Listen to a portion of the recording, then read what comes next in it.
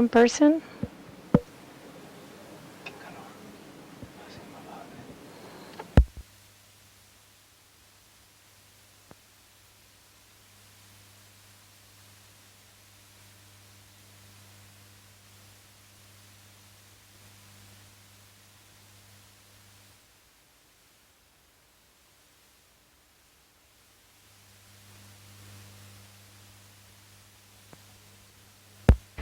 We're missing Silvia Fernandez, the speaker.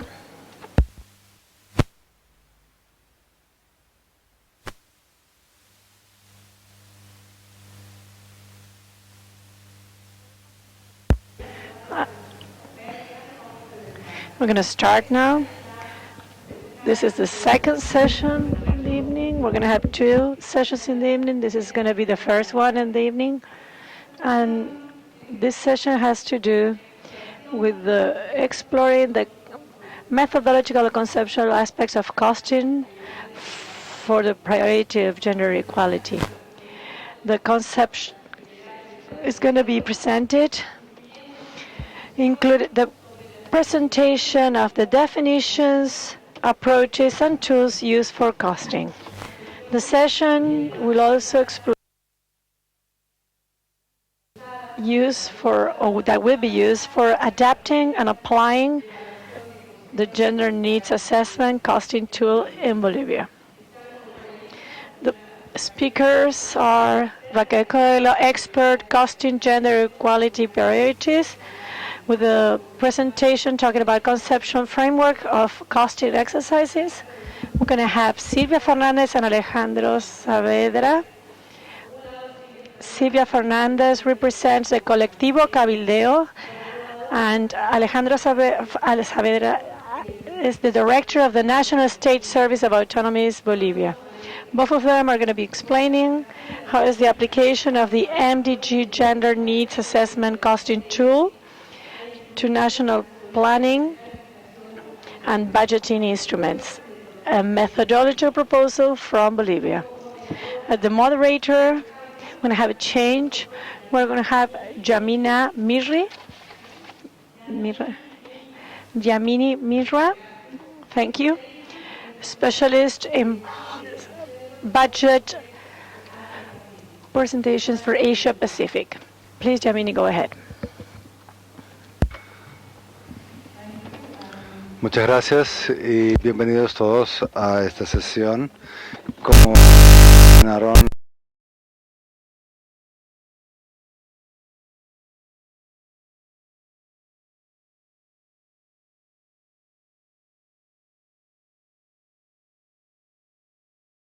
who will be speaking on the costing gender equality priorities. She'll focus on the conceptual framework of costing exercises. And after that, we have a presentation from Alejandro Saavedra. They will try and share with us the Bolivian experience of applying MDG gender needs assessment costing tool to national planning and budgeting instruments. It's something new that has been tried out, and we will see what it exactly was about. The session, as was mentioned, will really focus on the methodologies. There are different ways of doing there are different ways of doing costing work. There are different methodologies. Each one of them poses a different challenge. There are different data requirements. So in this session, we'll really try and get into the nitty-gritties, sort of dirtying our hands with the challenges of actually doing costing work. So I will now invite the first speaker, Raquel. Over to you.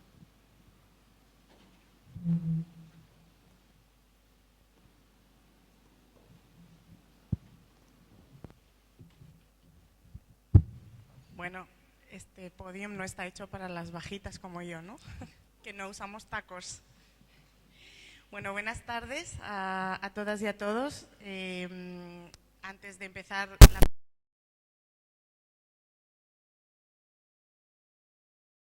the Nations Unidas, particularly to the Bolivian office and to the PNUD program for gender equality for organizing this seminar jointly with the Ministry of Justice and the Ministry of Autonomy of Bolivia, and with the support also of the European Commission.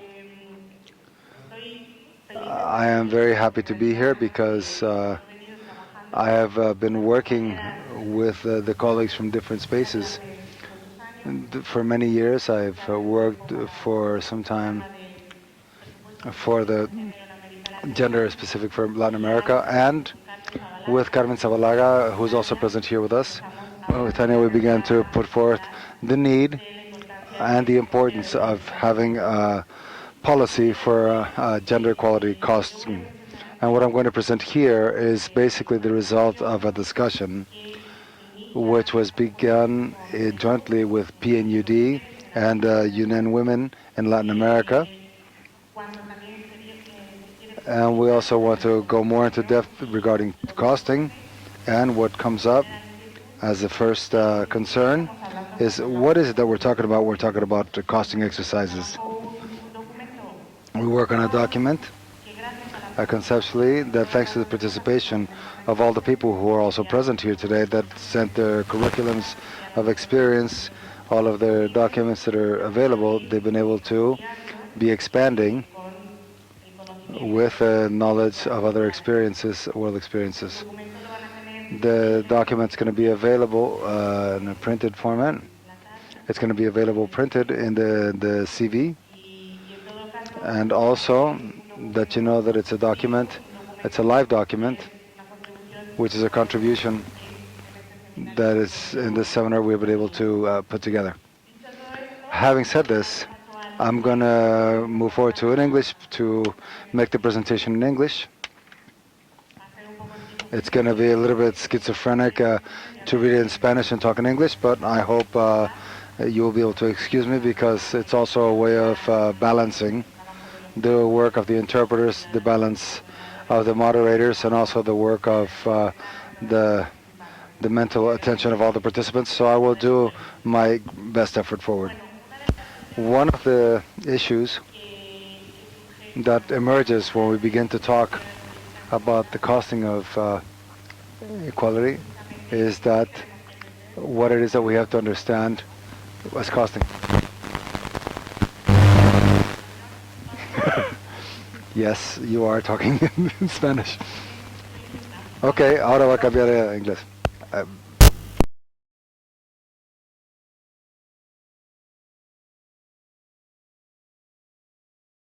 Ourselves, when we want to start talking about costing gender equality priorities, is precisely what do we mean by costing. And believe me, when we were mapping different documents or different experiences, nobody has included in those documents a definition of costing. So the definition I'm going to suggest here, or I'm going to propose, was precisely built together between the participants of this seminar in Latin America. Okay, everybody knows what costing in general is. Costing is when we value the monetary value of resources and inputs and that have to be invested in the production of a good and services. Represents the price or something that costs, but without any benefit or any income for anybody. We took this definition of simply costing from the Honduras experience that will be also presented. It's present in this seminar and we'll present it tomorrow. But then, what do we want to mean by costing gender equality policy for gender equality? Because the idea, as we know, gender equality is not just a final product. It's not something that can be bottled in a box and then can be put in a shell and sell to the public. So it's hard to adapt a definition so economic and so linked to the accounting language as costing to the cost of gender equality priorities. So we introduced some additions and some changes to suggest the following concept. Costing gender equality policies means the monetary value of resources, financial and non-financial resources that need to be invested to implement a public policy oriented to achieve gender equality. Those exercises might imply more than a technical process. It's also a political process that looks to have an incidence or change or transform the budgetary and the planning processes of public resources so that those can contribute to close gender gaps of gender inequality and to women's empowerment. So again, we have the idea of putting value or putting economic value to inputs, but those are not just financial inputs. They could be also non-financial. In the case of women, we know non-financial contributions are very important, so we wanted to bring that into the definition. And we also wanted to make the definition intentional in its political goals. We want the costing exercises not just to get us an academic exercise that give us an amount that something will cost, but also is intended to have an incidence and to transform the way resources are allocated. And has an incidence, those resources allocated need to have also a transformative effect in gender inequality. So we wanted to include all that in the definition.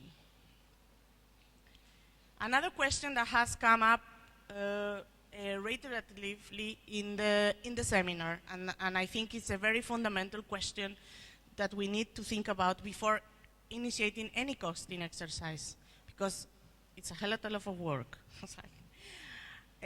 Why should we cost gender equality priorities? Why should we cost gender equality priorities? What is the strategic sense of going into costing?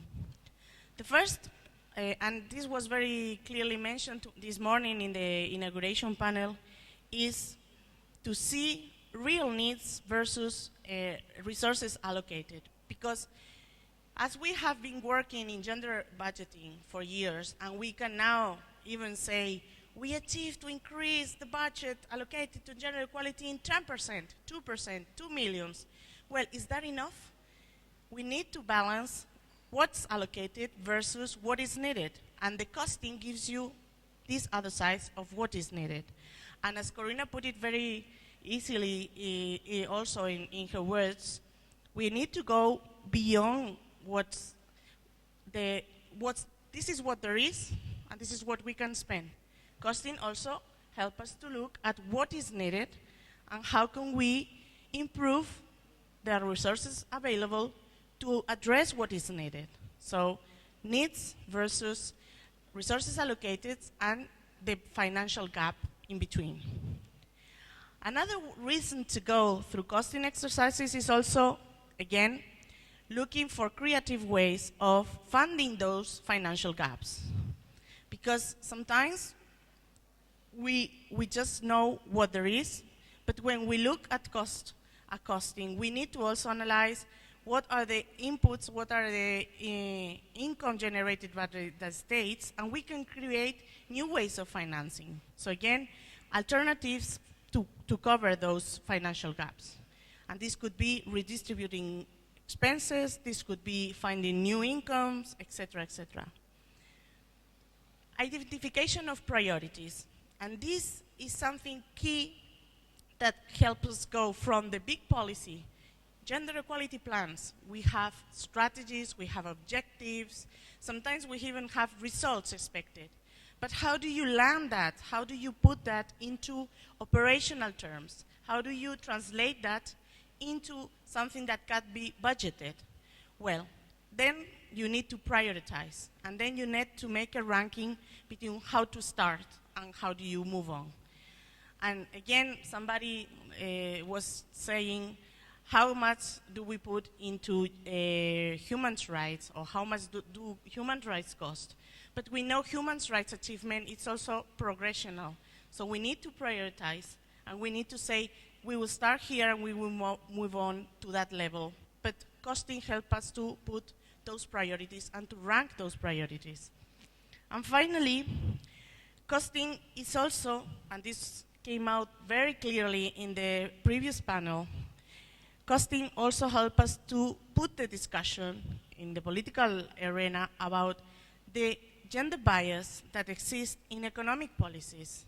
We slightly went through it in the morning, fiscal policies, economic policies, the way decisions are made in economic arena have gender impacts and have gender bias. And when we speak out to people that goes in planning and budgeting, they think this policy is neutral. It has no effects on women and men differently. It has no effect in the way women are organizing their lives. But this is not true.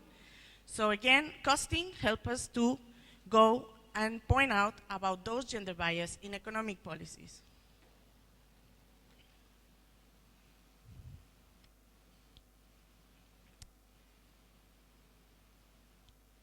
Okay, so again, what is the difference between GRB and costing? Is it the same? Is it not the same? We talk about it sometimes simultaneously, sometimes differently.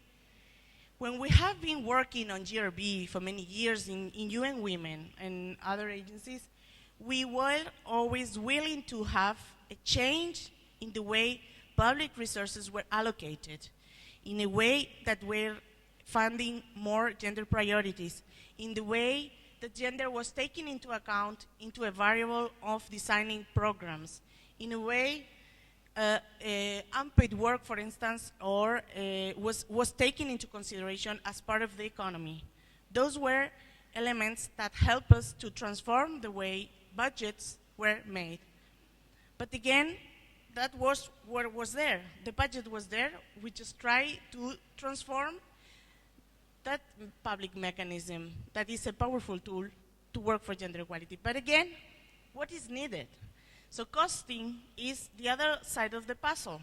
It helps us to provide the needs, the real needs, to prioritize what are the important issues or the main issues that have to be addressed as part of the agenda of gender equality, and then what are the resources that need to be raised for implementing those policies. And again, we could make the match.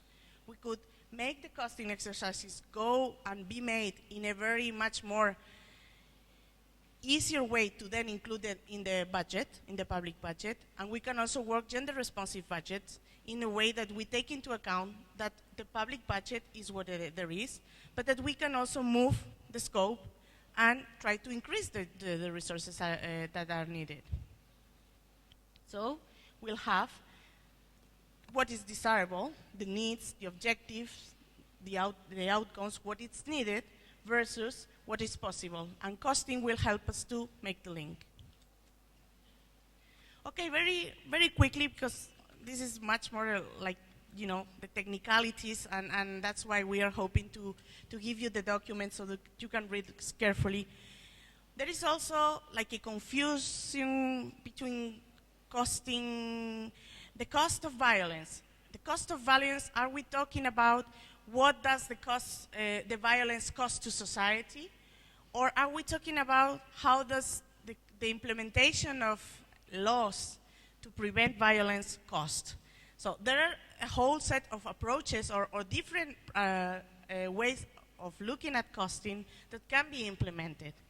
We have put the three here that were more common in the documents that we saw. And also it's important to say the three of them are not exclusive. They can be addressed and they can also add each other, but they have different purposes. For example, if we cost impact, the objective is to measure the impacts, the socioeconomic impacts of a problem, of an intervention. What is the cost of not having any policy about addressing, or for instance, what is the cost of not having childcare facilities? Do we lose abilities of women and men to go to work, to produce, to generate more income for the country, to pay more taxes? That's possibly one of the costs of not having something. There is a cost also in terms of health, in terms of life, in terms of quality of and well-being of people, if we do not address several issues. So that's one approach of costing exercises, to cost the impacts of a problem or to cost the impacts of not addressing those problems by a public policy. Then we can cost what the interventions and the policy can do about it. And again, to go with example, we could estimate the resources, the financial resources needed to have an intervention.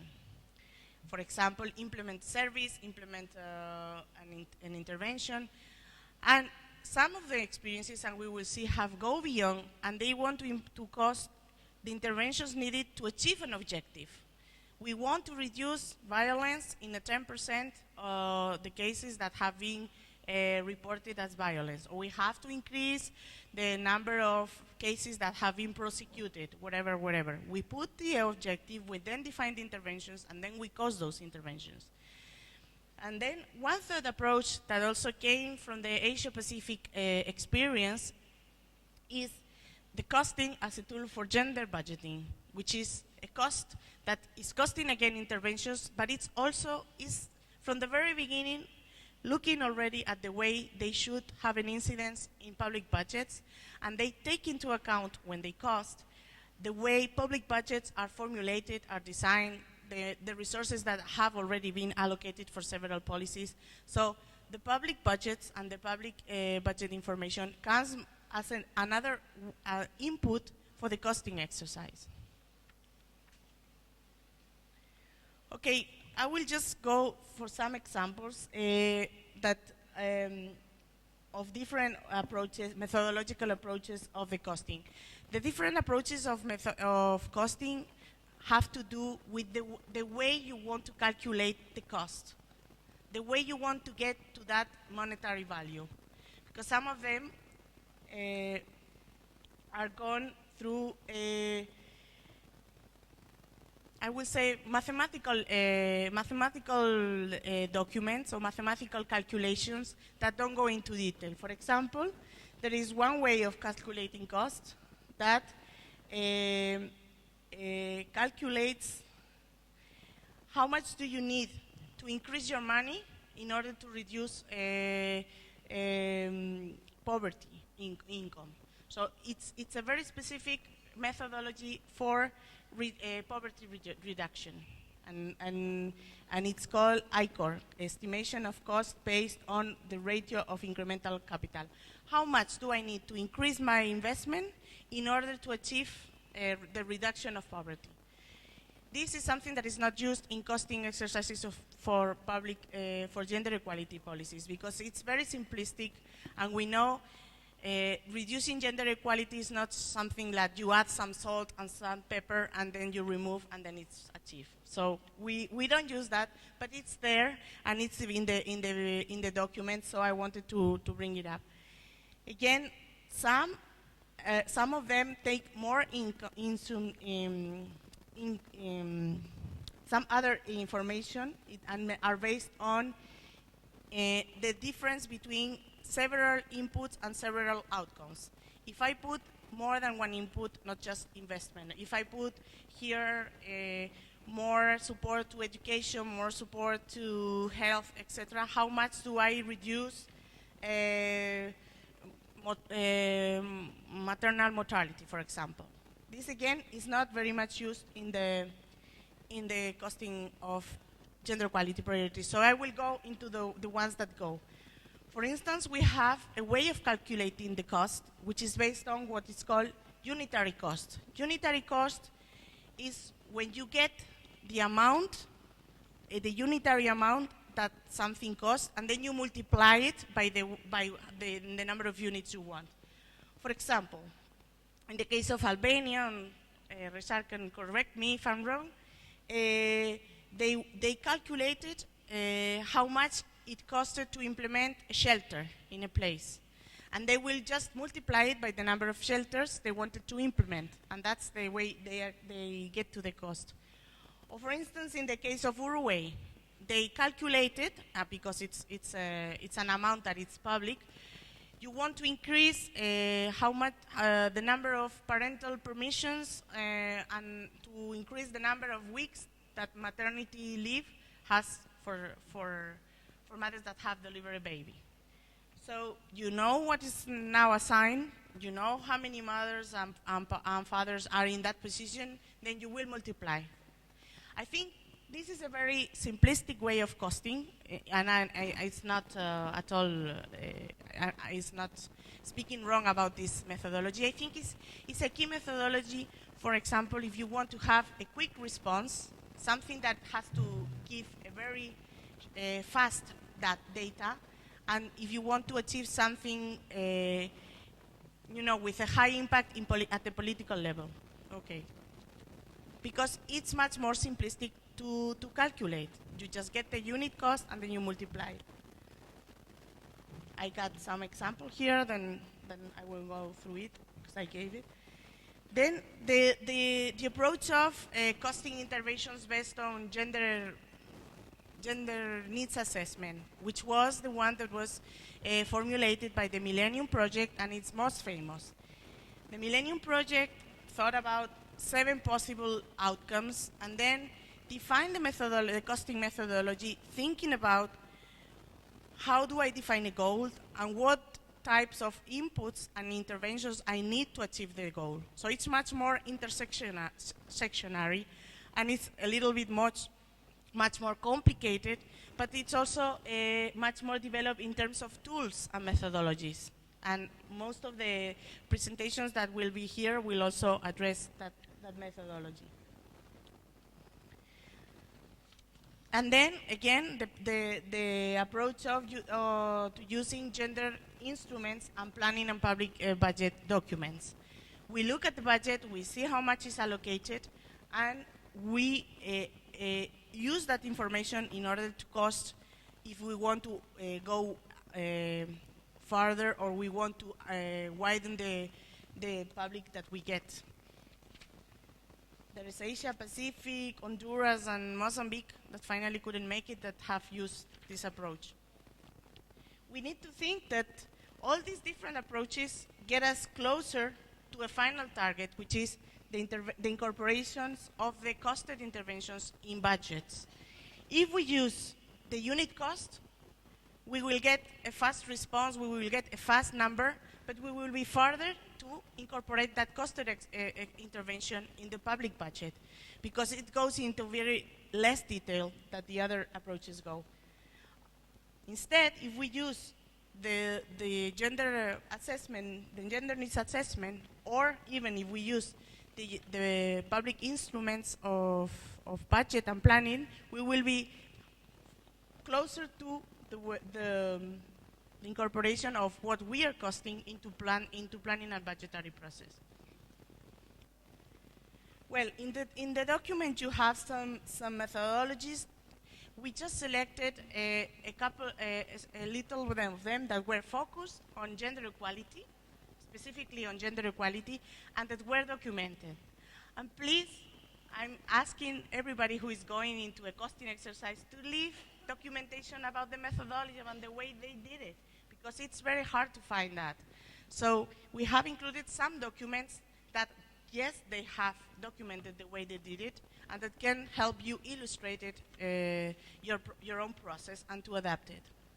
Just very briefly, we also suggested, or we also thought about thinking of the costing exercise as a whole process, because it's not something that you go, get your calculations and go. As I said, it has to have much more elements and components. So we're thinking about a process that could have maybe different stages. A first stage is the design of the costing exercise. We need to get some fundamental questions answered when we start costing. For example, we need to get define what is the social intervention to cost, and what is the political and social context that motivates that costing. For instance, is it because we are going to approve a law, or a law was passed, that we're going to cost interventions to address gender violence? Is it because the public budget is in the process of being reformed and we want to have incidents and change it, what is the political context and what is the social context that makes us go into costing, and what do we decide to cost? We need to focus, because costing is a huge exercise and we need to get closer to the object of the costing. It's very important to think about the objectives. What are our objectives? It's just to come out with a number, or is maybe to have an incidence in a law, to incidence in public resources, to raise money from donors, to make political decisions about the amount addressed to allocated to gender equality. What is our objective when we start a costing exercise? Why are we costing?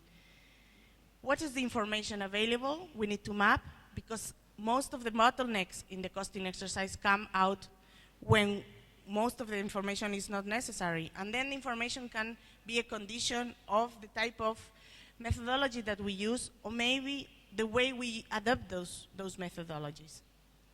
And finally, with who? Also, Corina was saying, who are the political alliances, who are the technical alliances that will, who are the actors, civil society, Elizabeth said also. Who are the actors that are going to be intervening in the costing process, and what is the purpose of that participation? What is the idea? As a second stage, we can think about the development of a tool or adapting a tool that already exists. As I said, there are some methodologies, some tools already existing. Are those enough? Are those good for us? Do they serve to our objectives? Are they adapted to our own context? Are they can be used with the information we have? So sometimes we will need to review those methodologies and then take the decision of adapting or going into another one. Then we apply the methodology, we can cost, and it's important also to socialize and validate the information produced with the actors that intervene in the process, with the actors that are going to in the future use that information, etc. Again, one important step or stage is to systematize the process and the results, because again, otherwise it's still a number. It's still a number in the discussion, but then nobody will come to a seminar like this and will be able to share with anybody because it's not documented or it's not disseminated, okay? And finally, a very important stage. And I think this stage, even if it's at the end, it needs to be at the very beginning in our own heads. What do we do with the results of the costing exercises? We just go to a place like this and say, implementing the law of violence cost $3 billion. What do we do with that information? Are we going to advocate with finance ministries? Are we going to improve revenue collection through another, in order to be able to fund this cost? Are we going to mobilize external resources? What is the purpose and how are we going to use the results of the costing exercise? Okay? Let me say also that these last steps usually happen, but they are the less documented or the less available. So when we were thinking about this seminar, we thought it was key and fundamental that people could also explain what were the way they were documenting and also the way they were using the results of the costing. Well, just some final remarks, because my time is over. Again, costing exercises need to be looked as a process, not just as a technical exercise, as a mathematical exercise. It's a technical and it's a political process and needs to have into account multiple elements in order to be carried out, to be completed. The first one is the articulation with the context. What is that is motivating the costing exercise? How does it link to what is around the costing exercise. How does it link to fiscal policy? How does it link to the priority agenda, the development agenda? How is it linked to gender equality priorities in the context of the country, et cetera, et cetera. Clear definition of objectives and purposes. What do we want to do with the costing exercise from the very beginning? What are the alliances and partnerships that need to be established?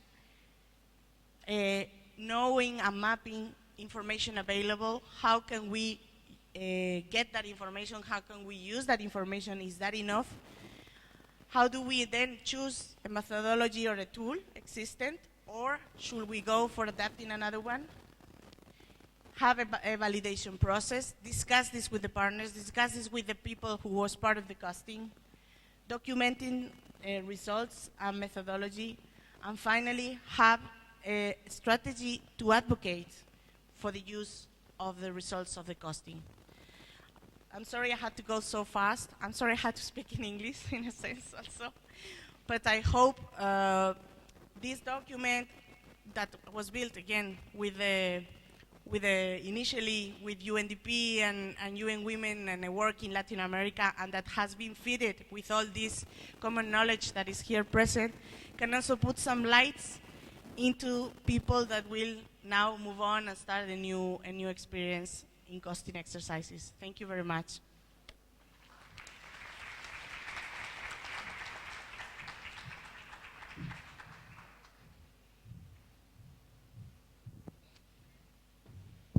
Thank you so much, Raquel. I think that presentation was most useful. She walked us through the basics of costing. What is costing? She's proposed a definition, and we would really like to have your comments on the definition that she's proposed. Then we moved ahead with why do we need to do costing, and here again, I would like to emphasize a point that she touched on, which is that it also tells you how much resources. So I, as a policy maker, if I'm convinced that yes, the problem is indeed huge and I should address it, the second question that I will be asking is, okay, so how much do I invest? So it does put aside, it does give you concrete numbers, and on the other hand, on the civil society side, it strengthens evidence-based advocacy. In terms of presenting the problem, I like the way you present it, which is cost of intervening versus cost of non-intervening. If a government does not intervene, how much does it cost? And if a government intervenes, then how much does it cost? What we heard in the morning was also on the same lines, which is the costing the problem versus costing the solution.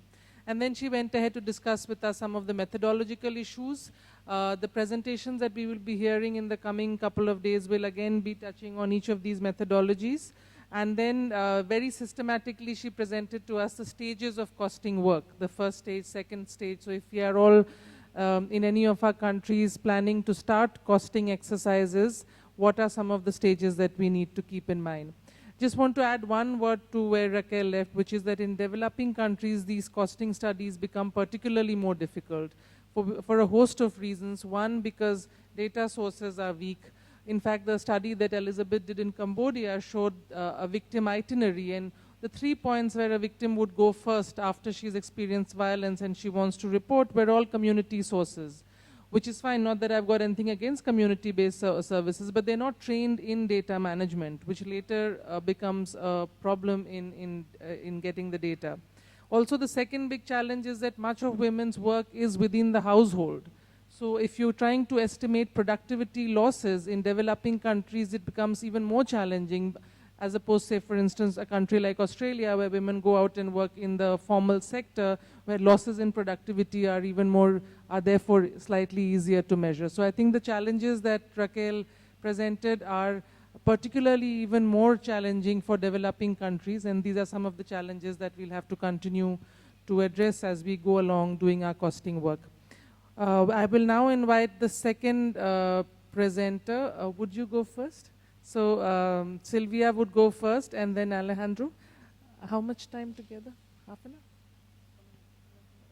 hour? Okay.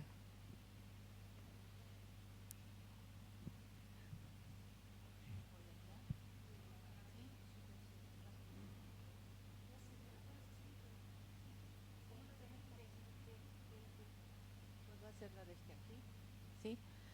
Bueno, gracias. Buenas tardes.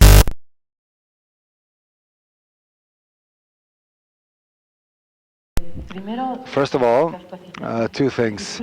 My apologies for arriving late, but I went to do the check-in. And, and secondly, that I wanted to also say and not lose this opportunity of sharing with you the joy that I have, a very large joy that I have. This the joy that I have for us, those of us who are working here in the issues of budgets that are sensitive to costing and gender. I am a member of the town hall of the national workshop in gender-sensitive subjects. It's been a wonderful joy to hear our Vice Minister that you have included for many years now, and the ministry is using it as and the territorial units and the governance, two elements that have been the result of the fight of the issue of women, and that is the directives, which include what they include that include an orientation for investment in gender equality and the classifier of in a more specific way.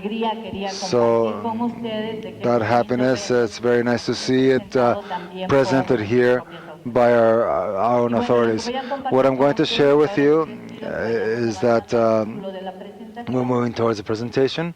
The title of the presentation, and it's an experience of adaptation of the evaluating tool, evaluation of the tools of the needs for planning and budgeting for a national level.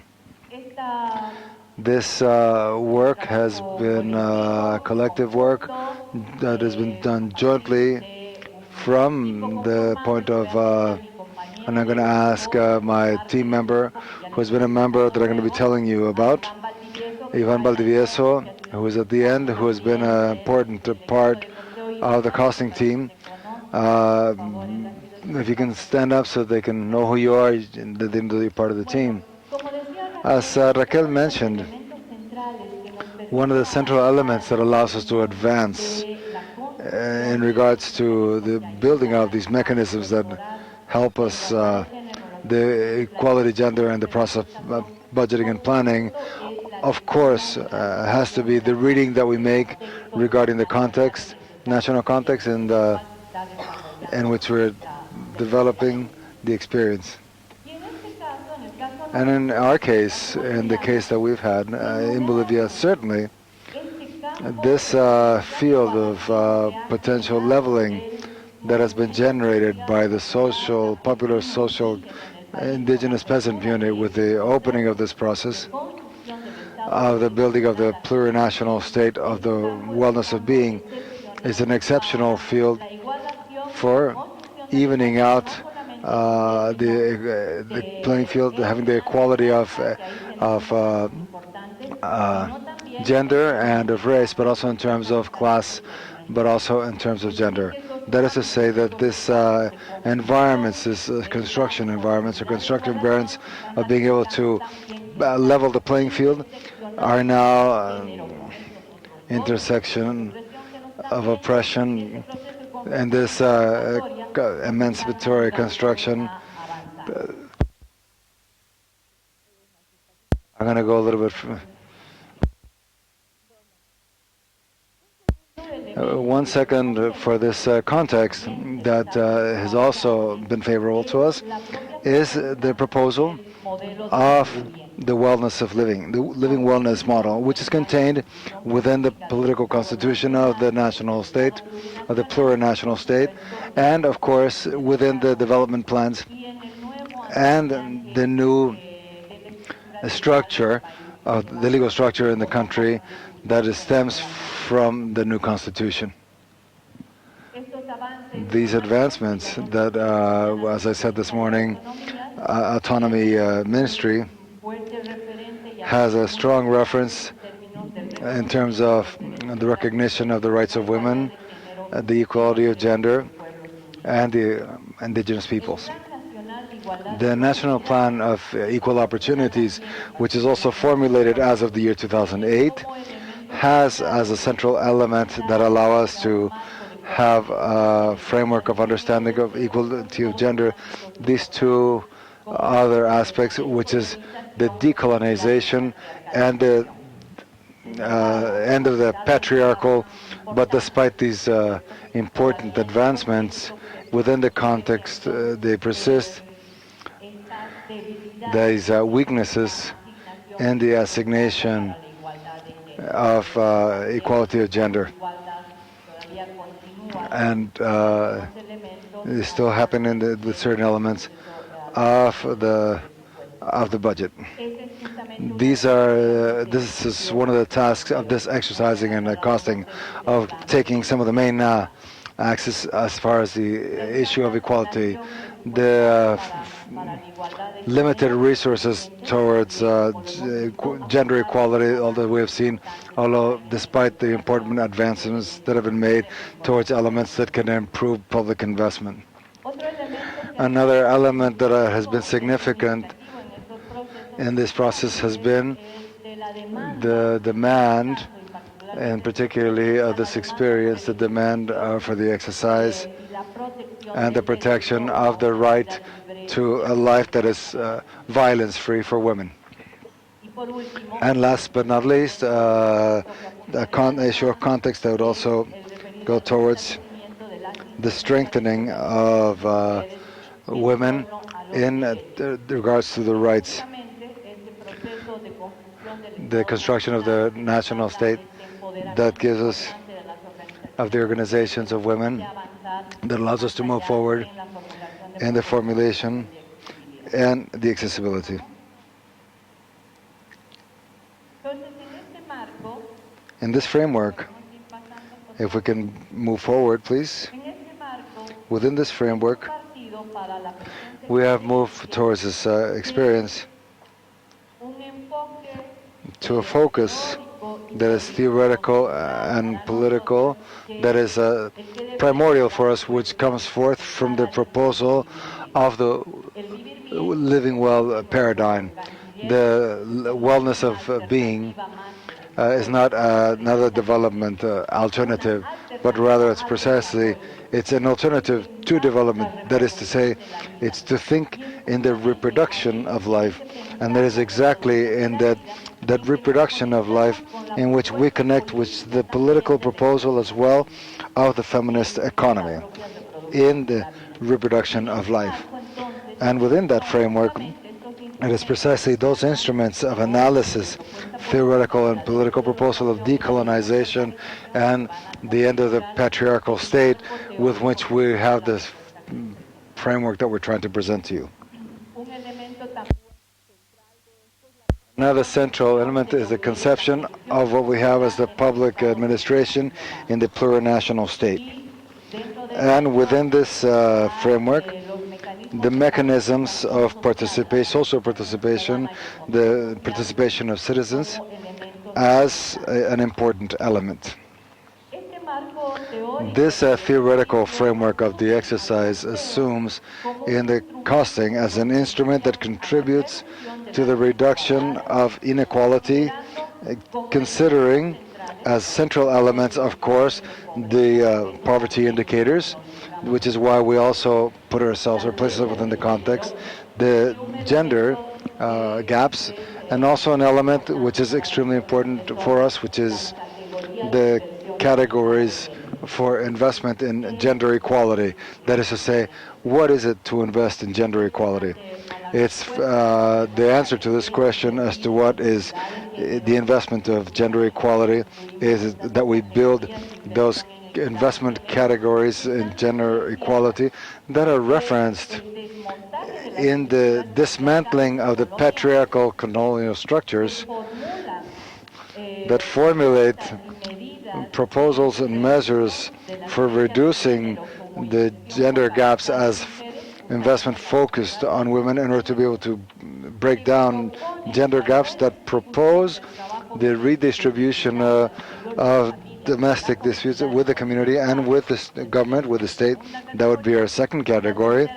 And the third category would have to do with the dismantling of the cultural patterns of oppression and dominion, which is the category of construction and equality. And you're going to see how this is expressed in the planning matrix that has been carried out.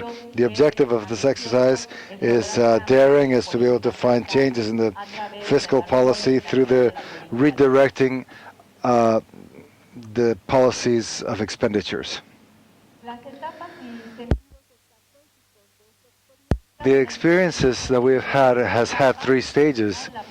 The first of which has been in 2010 to 2011, an identification in the strategic sense of the stage, has been the identification of gaps, the definition of priorities, and also the to public instances to make it visible, these gender, to incorporate equality in the budgets of the public entity. In this case, it has been an exercise in costing of economic access of the equal opportunity. And the second phase, which has been in the year 2002, we have focused also on the area of production in order to be able to include the costed productions in the planning and the budgeting, in this case of a specific entity of the micro and small and micro company. We also had another challenge, which was to begin the adaptation of the methodology and the costing tool. The strategic sense of this stage is the identification and building of possible alternatives in order to be able to incorporate the planning and the budgeting, the equality measures and costed, and to seek other resources. Another fundamental part of the stage has been the alignment of strategies and national objectives, the identification of these priorities of intervention priorities for the reduction of the gender gaps, the definition of the indicators for each one of the entities that are responsible, that participate in this experience. In the third stage, which was in the 2003, and which we're going to share throughout the whole stage up until the specific products. In the second stage of 2013, we believe there's an improvement and an adaptation of the methodology, the evaluation of necessities and costing, and the tool itself, including two central elements, and particularly including the competency levels. For this stage, the costing is handled as the violence program, national program. If you can let me go back to the previous slide, I wanted to mention that in this stage, the most important thing would be to have an incidence in the fiscal policy, referring to public expenditure through the analysis of gender in the budget, the determination of the cost of the equality measures for the designation of resources, and be able to adapt the methodology.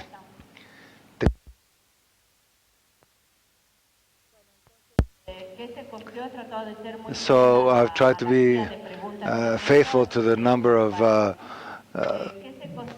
what has been costed out and what was defined as a costing aspect. In the first phase, the pre-investment of the productive main axis. The second phase, the interventions aimed towards rural women in the Vice Ministry of Production. And in the third stage, the axis of violence and the implementation of services to prevent and attend violence within the framework against violence legislation number 348. These are the maps that we have worked on to define the costing, the distribution of municipalities by index of human development, and here you can see the concentration of, this is with information up until 2005, which we had at the time that we made the study. To, and this, those that are in slightly darker green are the municipalities that have a development index that is high, and most of the municipalities in the country are in medium to average, which are the yellow ones. This data is not that relevant when we start defining the interventions. Likewise, in this map, these two maps that we can see here, the distribution of municipalities by the existence of services against violence, that is to say, legal, municipally integrated services. There are national records up until the year 2009, of which we're gathering for this case. However, there are more updated registries regarding attention to gender violence in health facilities. And as you can see, all of those that are in green are the ones that have registry of assisting in domestic violence. With whom and who was this costed by and for?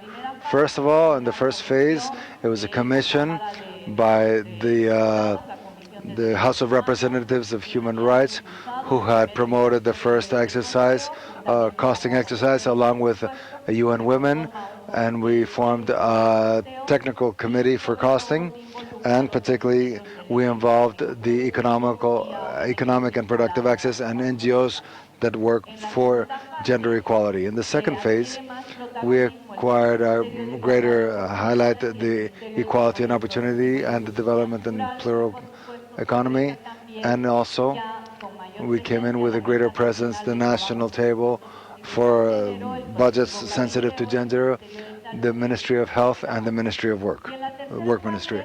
And in the third phase, we had here my company from the State Autonomy Service, with whom we conform the board of costing, the Vice Ministry of Equal Opportunities, and as a technical entity, those also within this initiative and are an important part to promote this process. The Ministry of Autonomies, the Ministry of Justice, the Ministry of Productive Development, the Ministry of Communication, and the Ministry of Transparency, and they came in within these committees that's part of the work involved. The Ministry of Finances, and also the Planning Ministry. The Women's Organization still continues to be the main support infrastructure with the UN Women. This is, and excuse me if I take at least 5 more minutes, that I want to show, which we link this exercise, costing exercise, with planning and budgeting of public expenses. Yes, if I can ask my colleague to move forward. This matrix is done in Excel. Y incluye varios elementos que les voy a mostrar a continuación.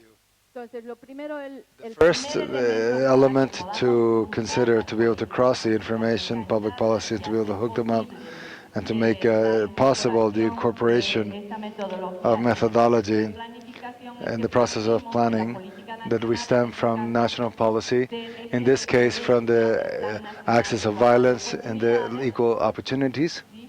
And the matrix contemplates the plans and the problems that we've been able to identify in terms of violence. For example, in the issue, we have the framework that we can continue identifying those type of problems that are linked to the age of violence.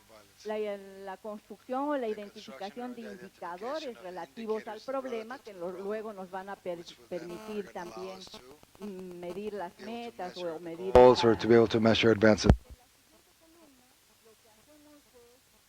Next column, what we do is that's what we call this matrix, a matrix for prioritization and congruency, because we stem from the fact that the competencies of the public entities that are referred to within the framework with which we are working on. And so we enlist all of the public entities that can be a part of the project, such as health, or in the case of violence, education, and other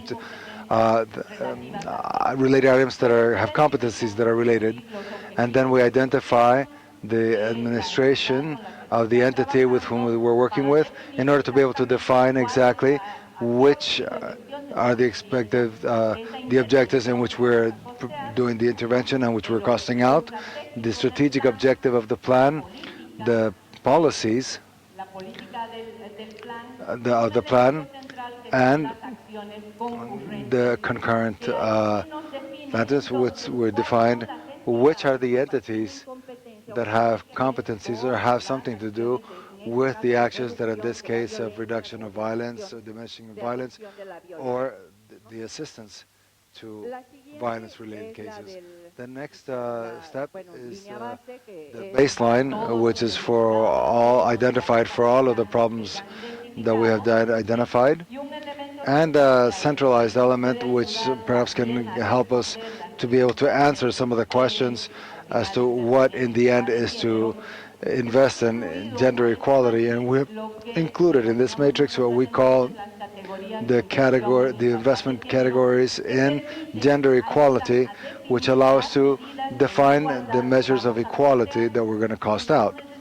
So it's possible that this can be used by any public official that necessarily has a greater knowledge as far as gender-specific items, but can be at least a little bit sensitive. So here we can see in the matrix, for example, in the violence. En la categoría de inversión focalizada en mujeres tenemos una lista que después de ya un largo recorrido de varios años de mirar el presupuesto y las propuestas de las mujeres, se incluye is included to see which are those possible measures that can be taken in order to be able to reduce violence that can be included and are implemented to determine the interventions that need to be carried out.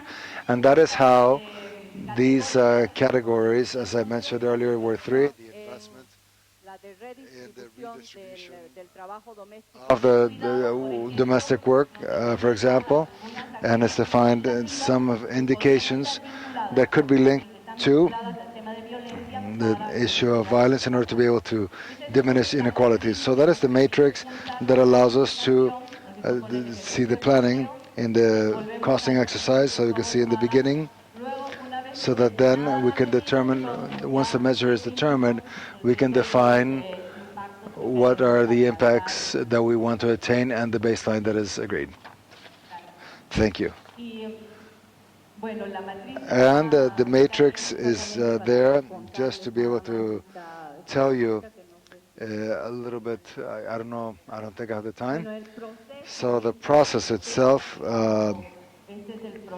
and the process has 8 methodological steps that go, their methodological process of the costing, which we have done, is to link 2 tools, methodological tools, those of liberation, along with the process of costing process. So we kick off from elements of creating awareness, of construction of arguments, strengthening of skills and capacities, and you can see it there, and I'll be moving forward very quickly. I don't have another choice. And if we can go a little bit faster, because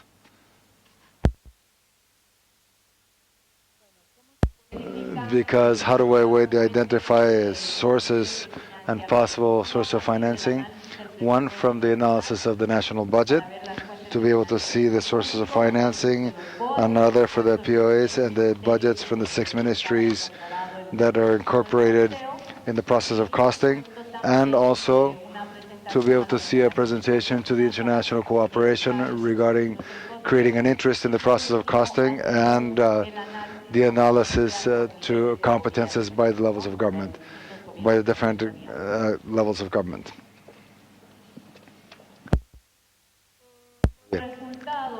And the results, and with this I finish,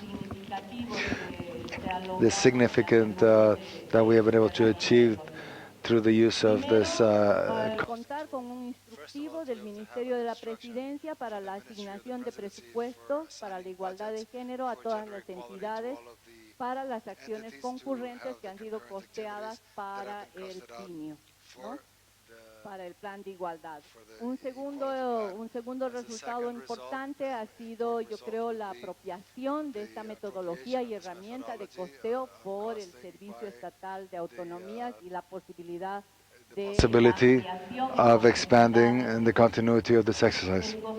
The costing of the pre-investment of the National Plan of Opportunities to be able to have costed out the programs and the horizontal displacement in the planning in the process of the Ministry of Productive Development, the costing of the service and attention in the protection and services that are costed basically on demographic distribution, and the institutionalization of the prevention and attention and eradication of violence. I think those are the results. And how we have been able to obtain this, these are guidelines of the process and the costing tool, and we have diffused this through workshops and socialization and the diffusion in the website of UN Women. The challenges and difficulties, central difficulties, many have already mentioned it, have to do with fundamentally with the weaknesses in the information, and particularly being able to have information that is available for the gapping the differences. For example, the issue of violence, the weakness, institutional weakness of our own mechanism for gender equality, the short or unavailable budget in these many years in these three phases that I've mentioned. We have also had to confront with rotation of public officials. The idea is to be able to expand strategic alliances between the gathering and the capacities for individuals and organizations of women. That would be all.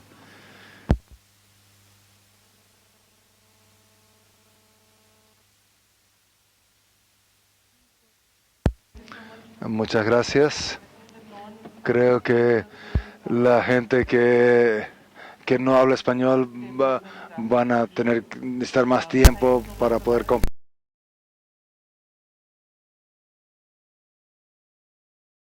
That we must have about 40 minutes time for discussion, so I would request you to be brief. Thank you.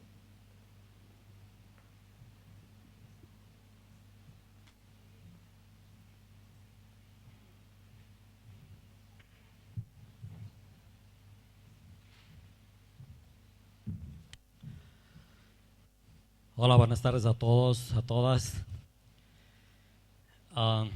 Me han pedido lo más difícil, utilizar el método.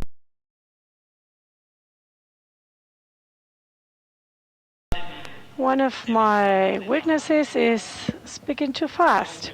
I hope that translators don't have much difficulties in that. Moreover, I have a little time, so let's see how we can do this. I think a lot has been explained about what my partner has presented. I'm sorry, somebody's asking. Okay, there's no sound. 1, 2, 3. Are you listening? Can you hear in English or Spanish? You guys can hear me, right? That's in cabin number 1. Cabin number 1 is the English cabin. Can you listen to us? This is cabin number 1, English. Say English. Can you listen to us now? Okay, good. Thank you. Okay, if you can move forward. Yes, I was trying to say that Silvia was very explicit in all the process of all this methodology for costing. So now I'm going to try to go as fast as possible to present the methodology as it is, as we have used it. But I think it's very important that first we reference something that is very important, especially for our distinguished visitors from other countries. Bolivia has come from a simple state to be a complex state, to be a state with autonomies. This has been materialized in the approval in the Constitution that has assigned competencies to 4 levels of government, and honestly to 5. The central state, the autonomy government, and departments, what we also called as departments, and in other countries are known as provinces. To the autonomy, municipal governments means the local governments, the regional governments, autonomy, and the autonomous governance that are for indigenous or rural. There are competencies that have been done in the Constitution, have been approved in July 2000. Some of the competencies. This is important because I want to mention later on. The methodology that I'm presenting here is not the one that Sylvia mentioned, because she mentioned the methodology on a macro scale. This is the methodology and the process itself. And we stem from the fact of a matrix of services and products that we have called, but basically it has the conceptuality, it's at the congruencies, which Sylvia mentioned, and then we have the minimum standard of the service, the provision of services that we have established, the criteria of classification of the municipal government, and then I'll explain why this classification. The 2 criteria that have been used are the size of the budget and also the budget assignment, and last, the cost of the services is in the legislation through this criteria. Next slide, please. Which has been the articulation within the context and the objective of the costing. What I mentioned, the competencies that are assigned to the autonomous governments, public policies in order to be able to reduce violence to women in the legislation 348, which was passed, and the budgets that were assigned to the autonomous governments in order to be able to carry out, and I insist and I reiterate, some aspects of gender, the attributions as a consequences of those competencies, the attributions of the different levels of government, the political will of the ministers in government, the ministries, the women ministers that were in a cabinet. They said we have to start supporting this so that it's not doesn't become one more law, but to make this legislation to really move this forward. And that is a determinant factor in the end to be able to create a costing system for gender equality, which is the objective in the long term. Next one, please. We also need to adapt the tool. The tool, as you know and has been explained earlier, is the tool of being able to have the millennium objectives, to see how we can adapt that towards a costing process of competencies. We need to be able to have this tool because we need to articulate the mandate of the public policy with the costing for its implementation. What's the use of having policy if we're not going to be able to implement them? Basically, that is what this is about. We need to articulate the mandate of the legislation with the competencies of the autonomous governments. It's not like before being in an autonomic state from the level, centralized level, the directives were sent down and the local governments had to fulfill those orders. Now we have to establish goals and make sure that the competencies that are being fulfilled. What are we going to be able to cost out? The implementation of those policies, precisely. And how do we contribute to this costing, to the process of equality, to be able to identify the minimum cost for the compliance of the exercise of the rights, the policies of equality. I'm going to be explaining it afterwards when I refer to minimum cost. Next. The articulation of the tool within we go through standards of total cost, that we make some projections using the tools, and all of this defines the costing process. And I apologize, I'm going to go very quickly on some of the slides, but it's because of the time that I have. Once again, I reiterate the standards that I have defined. The standards that we have established give us the sceneries that are different depending on which is the work that is going to be carried out. Next. In this correlation that Sylvia mentioned, the congruence matrix that is implicit, that is within the tool of the Millennium Objectives in the use of congruence matrix, we have established the products and services through the mandates that the legislation provides. The legislation for non-violence to women that were determines that municipal governments, through a service that is called this Legal Integrated Services, Municipal Services, or SLIM, as this acronym says, have to organize and provide support services. They have to do intervention of psychological reports. They have to make an immediate intervention against the claims of violent acts, the actions that have to take part, and they also have to take the diffusion, defense, and exercise of women's rights and the prevention, and they also have to coordinate with public and private entities, besides reporting all of the claims that are presented.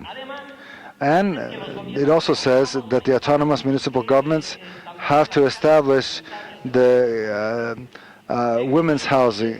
That is to say, they have to prevent and detect cases of, and they also have to be able to coordinate. And last but not least, they also mentions that autonomous can be one of the four that I mentioned, except for the central government. That is to say, the municipal government, the departmental or indigenous company, and we would have to establish a women's shelter. And what should this women's shelter refuge be able to do? It should be able to serve and attend women and families that are in a safe violent situation, to stimulate and empowerment, to propose interdisciplinary for their recovery, and to be able to train women that have been victims of violence. In the central aspect, what we're talking about on the central government, we also, the legislation number 348 defines certain services that have to be provided, such as the ministries, for example, the Ministry of Justice, with whom we have worked certainly throughout this whole time to be able to do this work, along with the Cabildeo, or the town hall. We have to receive the complaints, provide free legal advice, we have to provide psychological services, to provide legal counseling, to be able to assure and guarantee the integrated assistance system. The Ministry of Government, through the fight against public violence, has to provide prevention, detection, and investigation to identify and arrest, and the Ministry of Education has to also do the prevention, the diffusion of educational material. Next, the Ministry of Health has to make strategies, programs, etc. Next, these are all the services that have to be provided at the government level. What is going to be costed out? What have we costed out? We have provided the cost at the SLIM, as I mentioned. They're the integrated legal services on the municipal level. We have housed the community shelter, and we have also put forth a shelter and refuge, and we also have the cost of the central. And this, that I've mentioned it very quickly, and we've had to pass through very quickly. Next slide. What does it say that this land has to have with all of its services? And here, the autonomous municipal government to prevent, attend, and protect, through which a psychologist, a social worker, and a lawyer.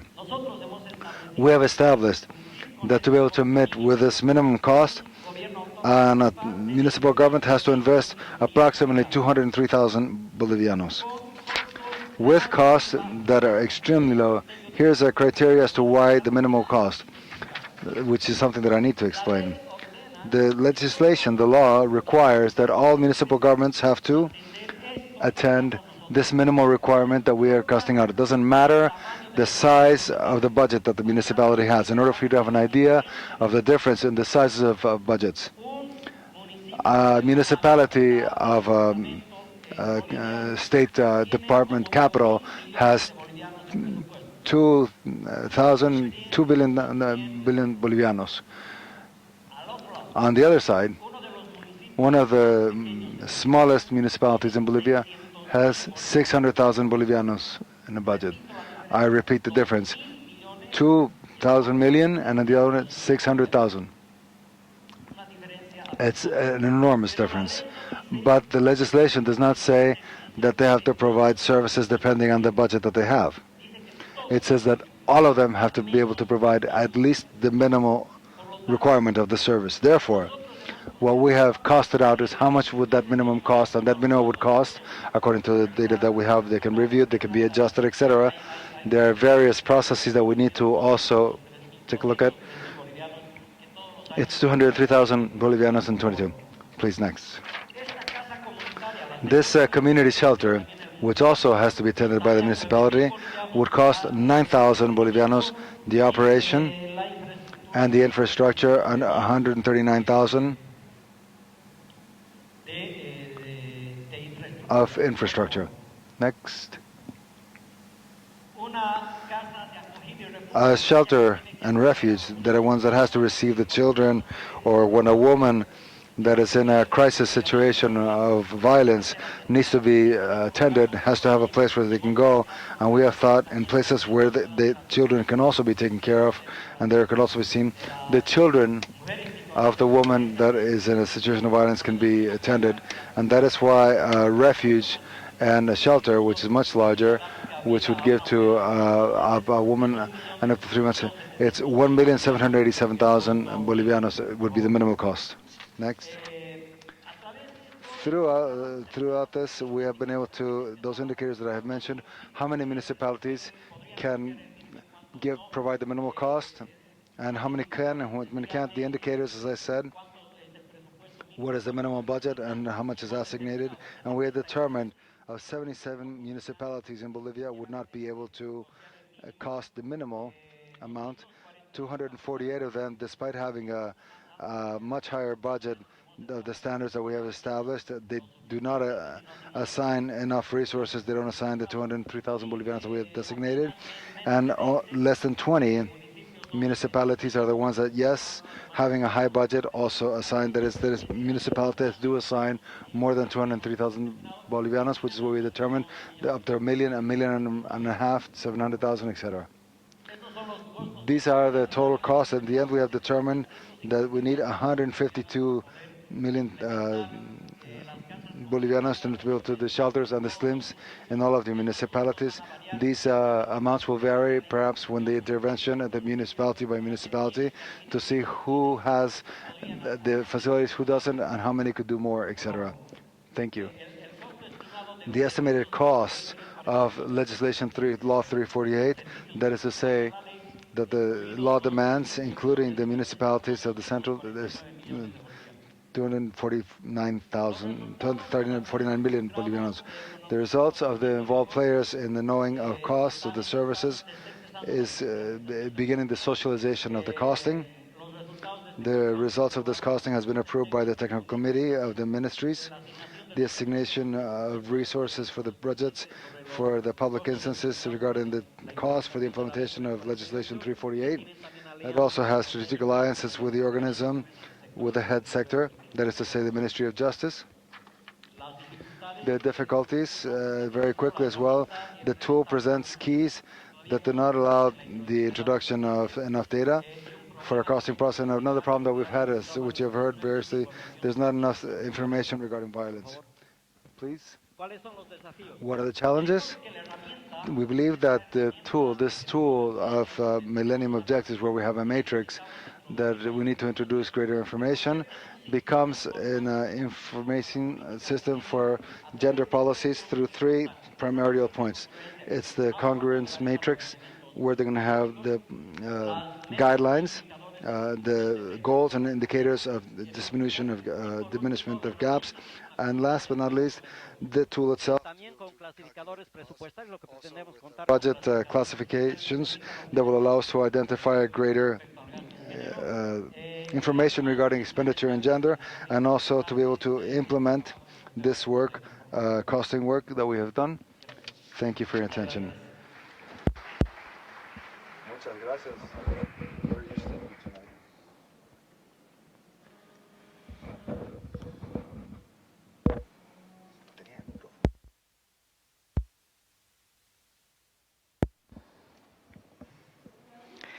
¿Me pueden escuchar?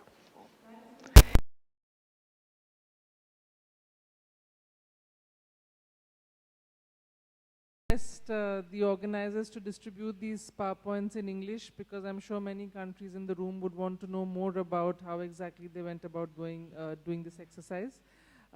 Without wasting any more time, I would like to open the house for discussion. So any questions, comments are welcome. Durga.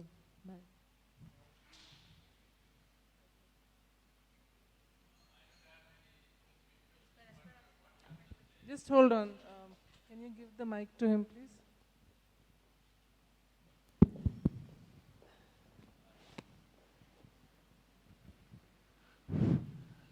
All of these three presentations are very much valuable, I think, with so much of methodological things and technical things, with the gravity of contents.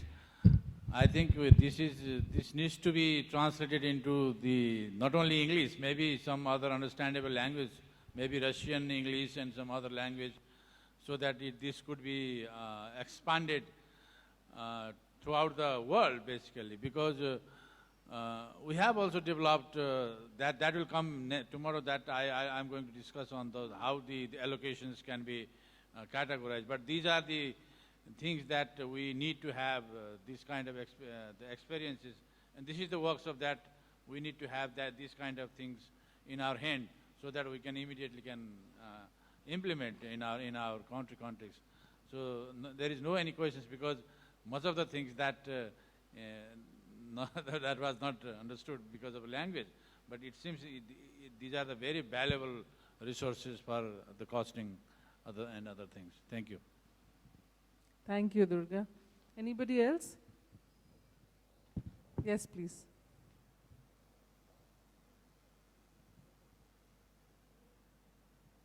Merci. Je voulais juste poser une question.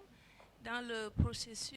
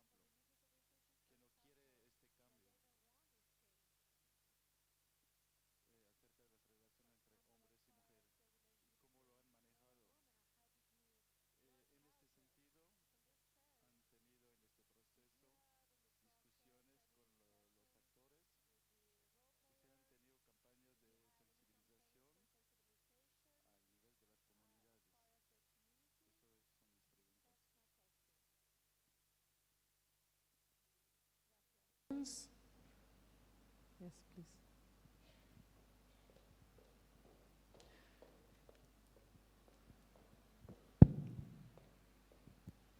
Buenas tardes. Quisiera iniciar felicitando.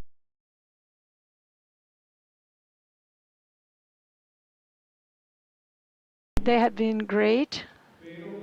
But the last speaker, if you talking about the law, I have a question and maybe you can clarify it for me. You were saying that the cost of the shelter house and everything has been established in the law.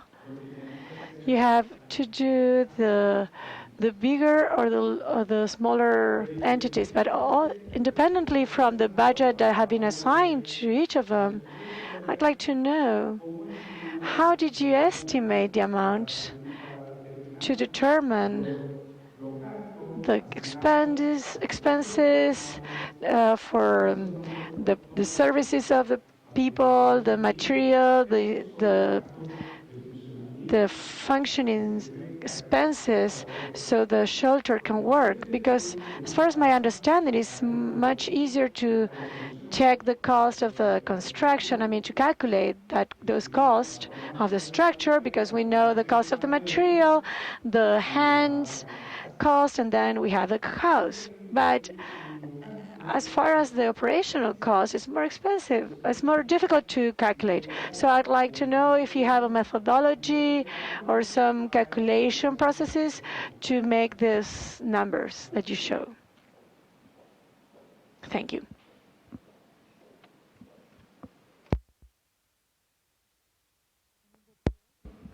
¿Alguien más?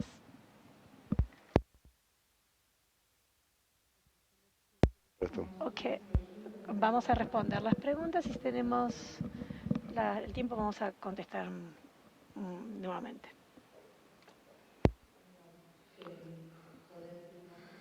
Let's see if we have had a resistance from the religious communities. The Bolivian government is a laical government.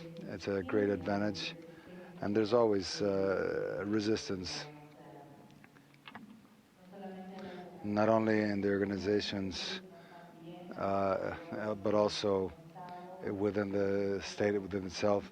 Resistance that makes building change or the process of change a difficult one, but we have not confronted particularly and concretely we have not had opposition by the religious organizations. However, it is important to point out that the process of information and socialization and divulging the issue of costing as well as the legislation itself, in this case, are extremely important and are the basis, central basis for creating the awareness that allows us to be moving forward in the building of the proposals. I do believe that without creating that awareness, without turning this into a collective source of information to be able to disseminate the information, they will not be able to move forward. Perhaps also to complement additionally to what Silvia was mentioning regarding the question, to then go to answer the question that was made by the colleague. Now I can talk slower. Thank you. He's going to speak a little bit slower. The community shelters, according to the law, have to be implemented by women's organizations. The local governments or municipal governments are the ones that have to provide the infrastructure, the services, but how they're going to operate, it's the women's organizations, and particularly that is where it's being thought the respect to the uses and customs of the peoples that are within a municipality. That is also important because that determines, it's another step within the autonomic process that we live in Bolivia. Regarding the question that is made by our colleague, we have used what Raquel mentioned as one of the methodologies of the costing, which are the unit costs. That is to say, through investigation as to how these other shelter houses and refuge houses are operating, we have been able to determine the space that they should occupy. The services, the shelters have already been determined in the legislation 384. Therefore, what we have done actually is to be able to physically see how it should be, what size this shelter, this community shelter house, what services it needs to provide, and what is the most appropriate size as far as square meters that it should have, what should it have within the structure in order to be operated adequately, how many professionals it should have, what is the minimal budget, average budget that can be managed by these shelter house, depending on the profession, depending on the location of where it is. All of these factors we have been included in the work that has been carried out of unit costing out, and then we have established the standards of the services that are going to be rendered. And as you said, the infrastructure is not a very complicated structure because it's basically just so many square meters are needed in the construction, and then how much are you going to multiply by the number of square meters of the construction that you believe that you're going to have. But these are the small details. We have even gone insofar as to determining how many towels in the bedrooms. To that level of detail we have been able to do so that we can be able to provide the municipal governments the data that is much more consolidated as to how much would be, how much it is that they would need to invest. One of the important things that I think is worth mentioning is the fact that the legislation mentions what it is that the autonomous governments should do, but it is the government in their autonomous quality as autonomous governments that they determine how they're going to establish. What we're saying is determining the first tool, the first general idea and calculating cost of what it would cost to implement legislation number 348. ¿Alguna otra pregunta?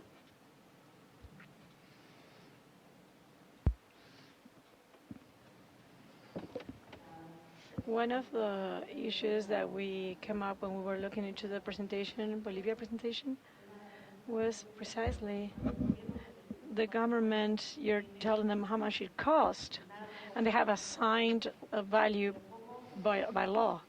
But how are these being argued or The rest of the competences. put in among the other competencies, and how these resources are being discussed when they're applying the law with the existing resources for other needs?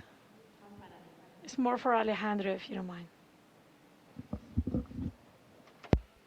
Thank you.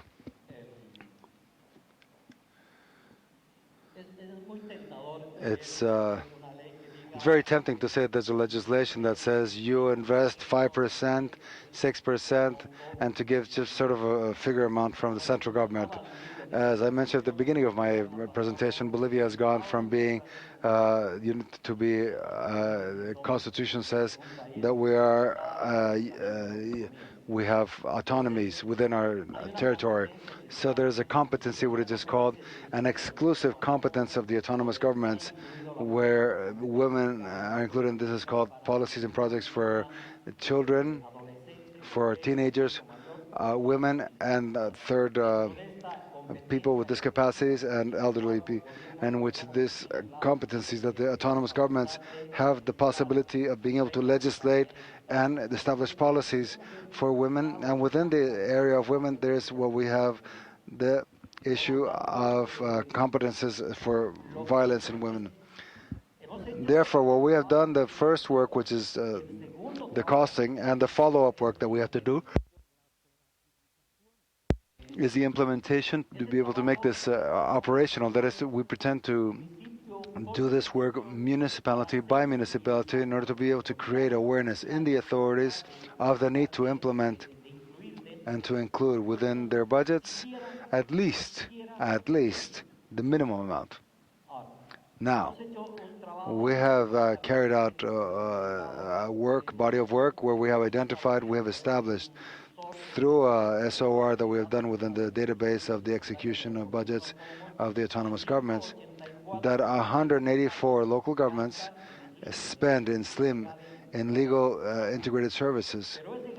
But that expenditure does not necessarily assure that we're fulfilling the minimum that the legislation 384 requires. Therefore, we need to do a work with each one of the municipalities to create awareness to the mayors, to the governors, of the need to be able to incorporate within their budgets these minimum amounts of which we have been able to identify.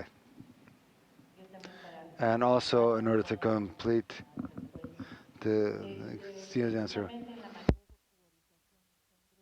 the matrix of prioritization and congruences, where we have identified what are the competencies that correspond to each one of the entities, territorial entities, within the type of competencies that are being formulated in the Constitution.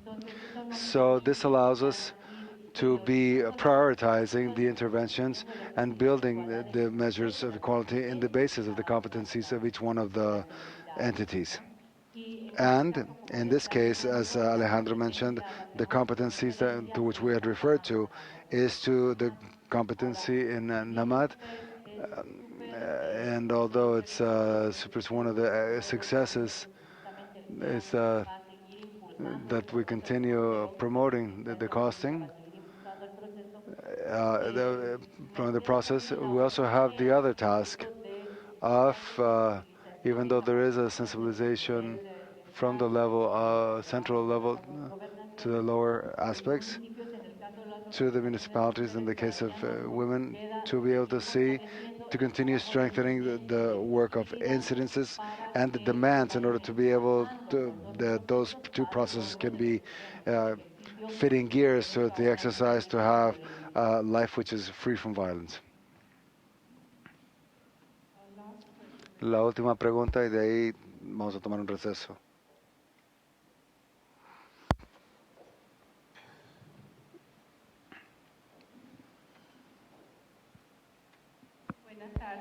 Good afternoon. First of all, thank you for the invitation to this event and congratulations for all the information that you're providing us. I know it's a hard work. Por favor, puede decirnos quién es usted.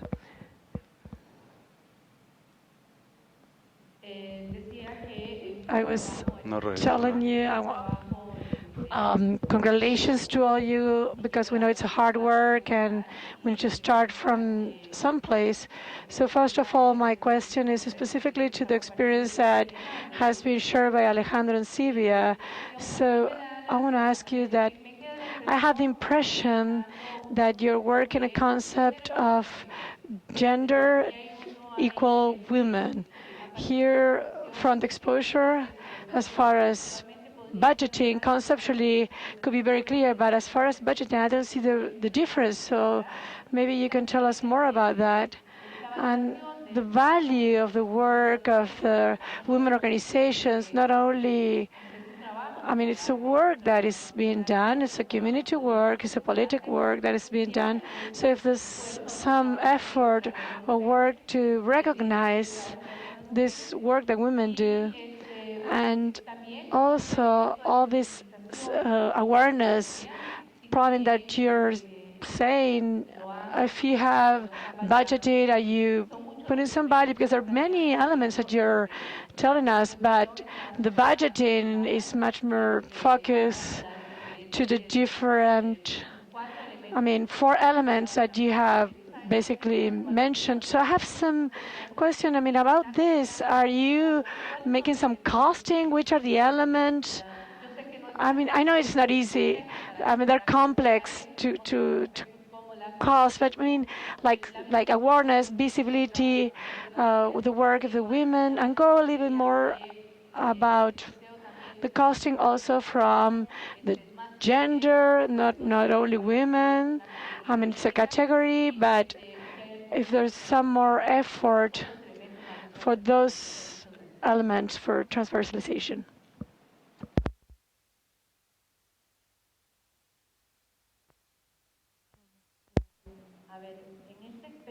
In this experience, one of the significant things has been that in the costing analysis that has been carried out by the public institutions and the women's organization, in this case the collective, we have gotten together in the concepts that we're going to manage before beginning the costing process. This has been work that has been very difficult, and which the Ministry of Autonomy have been the ones that had taken the leading role in this whole process.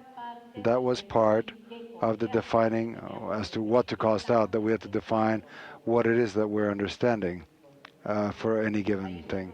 So therefore, our agreements have been, after many workshops of discussion, we have been to for what is in the political constitution. And we are talking about equality of gender, equality of opportunities, and there's also the concept of stopping the patriarchal mode, and there's been the legal frameworks and the reference points that we have had, of which we stem in this exercise, the costing exercise.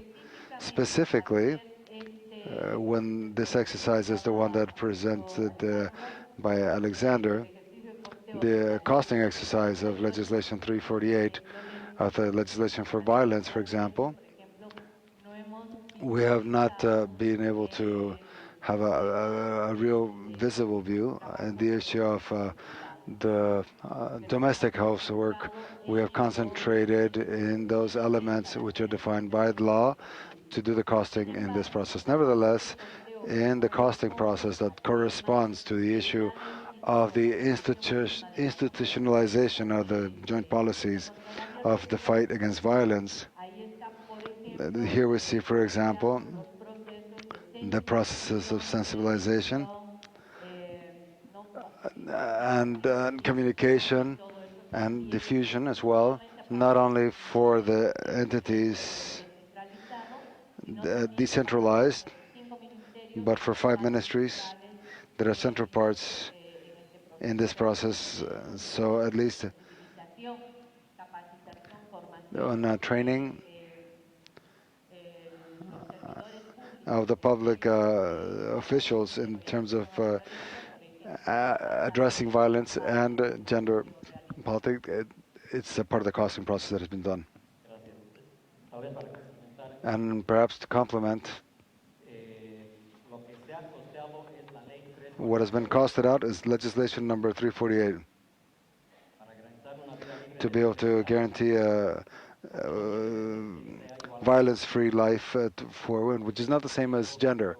And I think that that is something that I think is worthwhile noting, and I think it's timely to be able to grow that. In regards the fact as to whether the costing has been done, what we call the operation, the possibility of operation. Part of this is what I've had to go through very quickly as far as the cost of the ministry and the central government. We have, very quickly, we have to make a workshop with the Ministry of Justice and our colleague Ines, with whom we have to start doing this whole process of sensibilization, and obviously also with the Ministry of Autonomy and all those organizations that adhere to us of sensibilization. This is not going to be, our colleague was very clear, this is a process that is difficult, extensive, and particularly in the beginning of creating this awareness. However, nevertheless, I do believe that's something that we can't all show the issue of the violence numbers to be able to convince the players that this has to be done now. This is not a wait scenario. It's a get-go scenario. We have to start having autonomous governments that will be budgeting and will be implementing this in their annual operating plans. Without going into specific cases of the costing of the law in Bolivia, but to say that for a long time that we have been discussing what is it to invest in gender equality, even before of the budget sensitive to gender. Since Bolivians here don't make themselves that much publicity, read the document regarding categories for investment in policy. Tanya can tell us how to, it's also translated to English. And there, perhaps it's not a framework that is applicable to the world. However, it is a way, it's an outlook, it's a perspective that can show us how to invest if you're only planning on investing in women. We have seen examples in concrete cases so that we can see women in the gender equality that strengthens their roles, the workloads, and we have examples of how to invest. In other programs, just to say, for example, judges, which is not investing in women but contributes for gender equality. It contributes not only to a focalized, to diminish gaps, but also towards a change in the redistribution of the work times, and which are also necessary. So Tanya, please, you might give the date as to where that document is at. So it's another one of the contributions about the Bolivian experience to the experience of budgets and costing. Y con eso